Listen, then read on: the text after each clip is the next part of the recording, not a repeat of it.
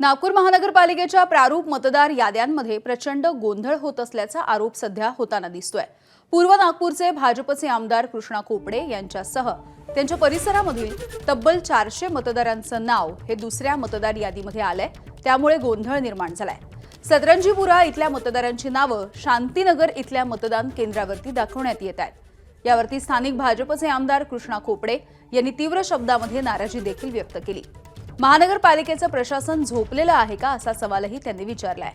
पूर्व नागपूर विधानसभा मतदारसंघामध्ये 30 ते 35 हजार मतदारांचं नाव त्यांच्या नेहमीच्या मतदान केंद्राच्या ऐवजी वेगळ्याच मतदानाच्या केंद्रावरती दाखवल्याचा आरोप देखील आमदार कृष्णा खोपडे यांनी केलाय।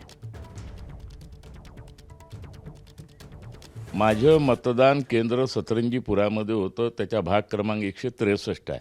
माझ्या आजूबाजूचे सगळ्याचे अंदाजे 400 ते 450 मतदान हे प्रभाग 5 मध्ये टाकण्यात आले आणि तिच्या बी बूथ 163 दाखवण्यात आला। प्रभाग 5 म्हणजे नागपूरचा कुठला भाग? शांतीनगरचा भाग आहे आणि प्रभाग 5 मध्ये बी 163 नंबरचा बूथ दाखवला आणि इथं बी 163 नंबरचा बूथ दाखवला। एका विधानसभेमध्ये 2 बूथ एकाच याचे होऊ शकत नाही।